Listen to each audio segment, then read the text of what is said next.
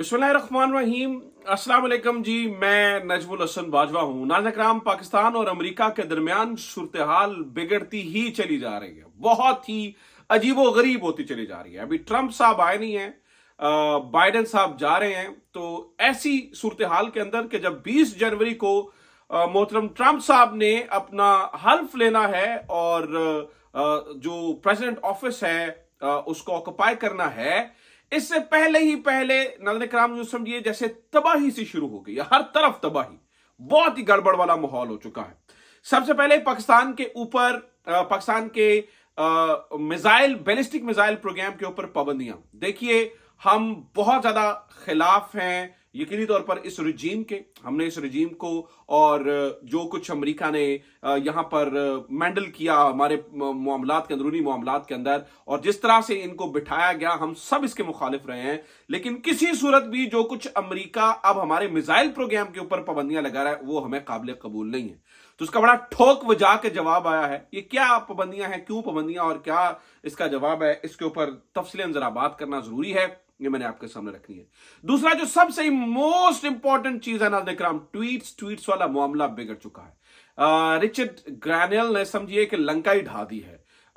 आज के दिन में मेरे ख्याल से अब तक वो 12 से ज्यादा ट्वीट्स कर चुके हैं इमरान खान के हवाले से, और वो लगातार करते ही चले जा रहे हैं।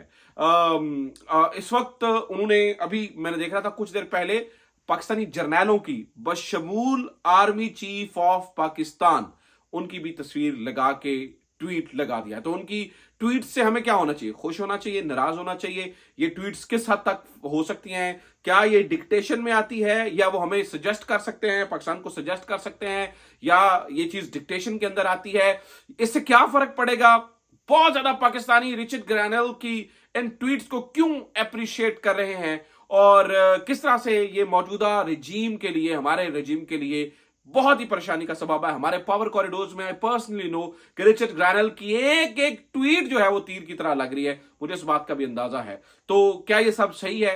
क्या ये डिक्टेशन तो नहीं है? डिक्टेशन है तो किस हद तक पाकिस्तान को कबूल होनी चाहिए? और क्या पीटीआई क्या चाहती है? क्या पीटीआई इसकी हामी है कि इसी तरह से मामलात को डिक्टेट किया जाए, या सजेशन की तरफ जाया जाए, या व्हाट पाकिस्तान तहरीक इंसाफ क्या चाहती है?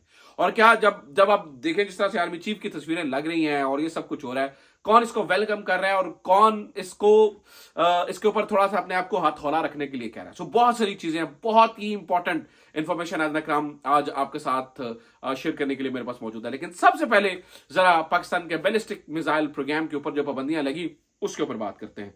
पाकिस्तान ने आज नाज़रीन कराम इसको देखिए, होता यह है कि आपको पता ही है कि पाकिस्तान खित्ते में जो ताकत का तवाजुन है वो बरकरार रखना चाहता है। पाकिस्तान नहीं चाहता कि खित्ते के अंदर ताकत का तवाजुन बिगड़ जाए। अब भारत इतना बड़ा जाइंट हमारे सरों के ऊपर बैठा है, तो उनसे मुकाबला करने के लिए ऑब्वियसली पाकिस्तान को अपना मिसाइल प्रोग्राम बिल्ड करना पड़ता है। देखिए, हम इस्टेब्लिशमेंट के सियासी मामलात में मुदाखलत के सख्त मुखालिफ हैं। यानी कि मैं, आपको पता है कि इसका हमने क्या खमियाजा भुगता है और हम कितना क्रिटिसिज्म करते हैं एस्टेब्लिशमेंट पे, और आगे भी करते रहेंगे सियासी मामलात में। लेकिन ये जो मिसाइल प्रोग्राम है, ये सारा कुछ, ये रियासत, यानी ये पाकिस्तान है यार। हम पाकिस्तान से मोहब्बत करने वाले लोग हैं।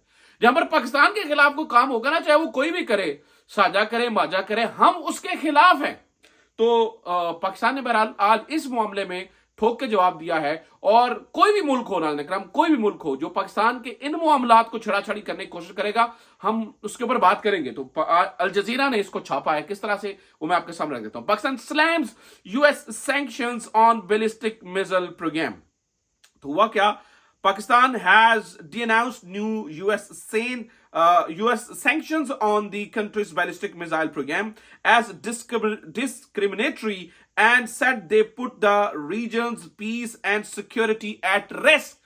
ना सिर्फ यूएस की सैंक्शंस को पाकिस्तान ने कहा कि यार ये गलत है, बल्कि ये भी कह दिया है कि ये जो आप कर रहे हैं ना, ये आप पूरे रीजन की सिक्योरिटी को रिस्क पे डाल रहे हैं, विच इज वेरी इंपॉर्टेंट। फिर पाकिस्तान क्या कहता है? Pakistan ministry of foreign affairs on Thursday warned in a statement that the sanctions have dangerous implications for strategic stability of our region and beyond. तो जो कुछ आपने ये किया है, इसका बहुत ज्यादा असर आएगा रीजन से, और उसके परे भी बहुत सारी चीजें खराब होंगी। उन्होंने ये भी कहा कि also cast doubts on US allegations that targeted businesses were involved in weapons proliferation because previous sanctions were based on mere doubts and suspicions without any evidence whatsoever. यानी कि आप एम ही मतलब कोई सबूत ना दिखाएं और सिर्फ अपने वो वहम गुमान के ऊपर ही आप सैंक्शन लगा दें, ऐसा नहीं चलेगा और ना चलना चाहिए. वन थिंग आई नो नाज़रीन इकराम, one thing I know viewers, कि कोई भी चीज पाकिस्तान के ऊपर हो, वी डोंट एक्सेप्ट दिस और वी डोंट बाय दिस. ऐसा ना हुआ, यानी ना होना चाहिए और ना इस चीज को कबूल किया जाएगा. तो पाकिस्तान ने ठोक ठाक के जवाब दिया है. अब आ जाते हैं नाज़रीन किराम, दूसरा जो एपिसोड चल रहा है ये रिचर्ड ग्रैनल वाला और ये सारी चीजें हैं. अच्छा, मैं आपको ये भी बता दूं, ये जरा ये जो हुआ है ना ये प्रोग्राम सारा, ये अमेरिका ने क्यों किया है? क्योंकि अमेरिका फेवर करता है इंडिया को हमारे रीजन के अंदर. दे फेवर इंडिया बिकॉज उसको जो क्वाड प्रोग्राम में भी है और उसको चाचा चौधरी बनाया हुआ है पूरे इलाके का, रीजन का, और उसको चाइना के साथ वो उसके मुकाबले में खड़ा करना है, इसलिए उसको फेवर करनी है. अब जो मौजूदा ये जो ट्रंप के नए वजीर खारजा आ रहे हैं मार्को रूबियो, उनका जो बिल है वो corporation bill, US India defence corporation bill, वो तो उनसे तो आप काटसा सैंक्शंस भी हटा रहे हैं. यानी कि आप जहां से आप ईरान से तेल खरीदना चाहते हैं खरीदें, आप रूस से खरीदना चाहते हैं खरीदें, आप रूस से S-400 खरीदना चाहते हैं खरीदें, कोई रोला नहीं है, कोई सैंक्शन नहीं है. ये सारी सैंक्शंस इस रीजन में सिर्फ पाकिस्तान की नहीं रह गई हैं. तो ये बहुत ही इंपॉर्टेंट मामला है. अब जरा नाज़रीन रिचर्ड ग्रैनल जो कर रहे हैं वो भी बहुत ही इंपॉर्टेंट है, इंतहाई अहम तरीन है. जरा वो सुन लीजिए. तो रिचर्ड ग्रैनल ने, मैंने आपको बताया 10-12 ट्वीट्स कर डाले और फिर मैंने आपको बताया मौजूदा आर्मी चीफ समेत जर्नैलों की तस्वीरें भी लगा दी हैं. तो क्या कह रहे हैं? जेफरी स्कॉल लिखते हैं, सबसे पहले रिचर्ड ग्रैनल ने उनको रीट्वीट किया है. वो लिखते हैं, absolutely freeing Imran Khan would serve justice and conscious of the whole world, at least those paying attention of an honest and innocent man unjustly imprisoned for doing all he could the people of Pakistan. Thank you Richard Grenell for your words. अब ये Jeffrey स्कॉल लिख रहे हैं और ये कोई पाकिस्तानी बंदा नहीं है, आपने इस बात को जहन में रखना है. अच्छा, बहुत सारी बातें की उन्होंने, बहुत इंपॉर्टेंट तरीन बातें की, लेकिन जो अहम तरीन मामला रिचर्ड ग्रैनल ने उठाया है वो बहुत ही खतरनाक है. वो क्या नाज़रीन का नाम हुआ ये था कि वॉशिंगटन पोस्ट ने एक खबर लगाई थी 2020 में, आज से 4 साल पहले जब ट्रंप हारा था, तो वॉशिंगटन पोस्ट ने खबर लगाई थी. उसने, वो वॉशिंगटन पोस्ट की खबर थी, Trump's defeat is a blow for the world's dangerous for the world's demagogues and dictators. Sorry, मैं इसको से प्रोनाउंस नहीं कर सका क्योंकि ये लिखा बहुत छोटा हुआ था. बहरहाल ये खबर लगाई गई और एहसन इकबाल साहब ने उसके ऊपर कोट ट्वीट किया. उन्होंने लिखा, एहसन इकबाल साहब पाकिस्तान मुस्लिम लीग नून के, उन्होंने कोट ट्वीट किया. उन्होंने लिखा, we have won in Pakistan too, he will be shown way out soon इंशाल्लाह. अब वो कहते हैं हमारे पास भी एक डिक्टेटर है. तब प्राइम मिनिस्टर कौन था? इमरान खान. उन्होंने कहा जी हमारे पास भी डिक्टेटर है, उसको भी जल्द बाहर का रास्ता दिखाया जाएगा. इस चीज को हैरान कुन तौर पर यूएस एम्बेसी इस्लामाबाद ने रीट्वीट कर दिया. यूएस एम्बेसी इस्लामाबाद ने रीट्वीट कर दिया. बाद में उन्होंने जब वो रोला शोला पड़ा तो उन्होंने कहा जी वो एक्सेस किया था इजाजत के बगैर और किसी और ने रीट्वीट कर दिया था. ये नहीं कहा कि हैक हुआ था, ये कहा कि एक्सेस, यानी कि ऑब्वियसली उस बंदे के पास ऑलरेडी उसके पास एक्सेस होगी, उसको इजाजत नहीं होगी. एक्सेस था तो ही वो ट्वीट कर सका ना. तो इसका अब रिचर्ड ग्रैनल ने इस मामले को आज 4 साल बाद उठा दिया. उन्होंने लिखा, the US embassy Islamabad retweeted this, do you know the date this happened.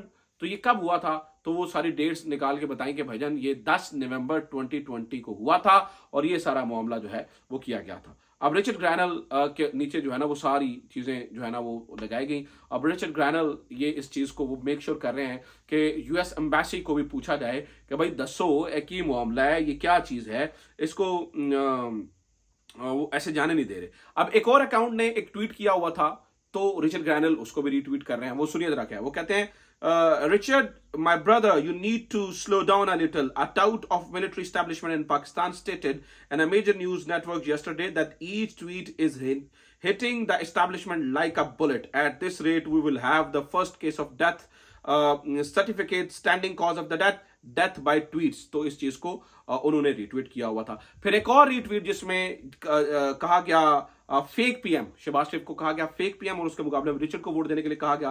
तो उन्होंने लिखा I would who would I vote for.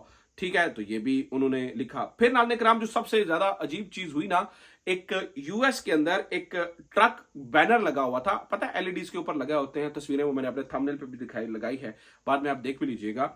उसके ऊपर लिखा हुआ था, पाकिस्तान के जर्नैलों की तस्वीरें लगी हुई थी, तमाम साबिका आर्मी चीफ्स की, जिसके अंदर कौन कौन है, जिसके अंदर अयूब खान है, याहिया खान है, ज़ियाउल हक हैं, परवेज मुशर्रफ हैं, जनरल बाजवा हैं, और मौजूदा army chief general Asim Munir साहब हैं।